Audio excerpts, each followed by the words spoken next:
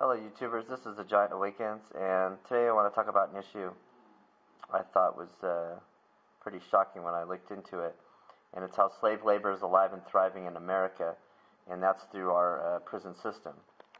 I saw a program on CNBC not too long ago, and it was talking about how all these different companies were profiting huge from prison labor in the United States. And so I wanted to do a little research on it, and found out that today there are over 2.4 million Americans in prison.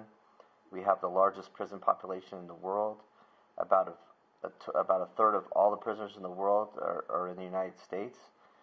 And I believe the reason we have such a huge population is because some of our sentencing laws. I went into Google, did a little research on how our war on drugs basically has we have a huge population now of people in prison just for a lot of it's just recreational drug use, whether it be crack cocaine, meth, marijuana. I mean, a lot of people are in prison, and for long periods of time. I mean, you hear people in prison 5-10 years for just a small amount of crack cocaine or crystal meth, and the sentencing is very harsh.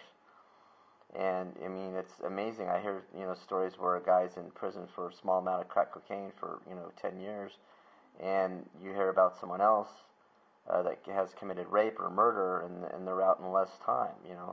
Doing 2 or 3 years and they're out.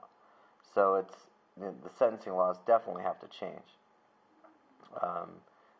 That's just unheard of. And so I think there are many companies out there today exploiting this cheap labor. I mean, they're getting paid 25 to 50 cents an hour, and they're making everything from pants to circuit boards, answering telephones. Right now, they are the second largest employer in the United States besides the federal government, which is hard to believe when you think about it. All the large Fortune 500 companies in our country today, and I think this is only going to grow because no one's really talking about it. Everyone, thinks about these people, just throw away the key and forget about them, and brush it under the rug, and they don't hear about it. And so I think a lot of these prisoners are going to be exploited. Now, I don't have a problem with prisoners. Most of them are going to get back out. I don't have a problem learning a skill, a trade. Getting an education, so when they get out of prison, they will have something to fall back on besides the cycle of crime or what they've been involved in. But I think they're really starting to exploit the prisoners in that we don't know how long the hours they're working. Is there any safety? What's involved?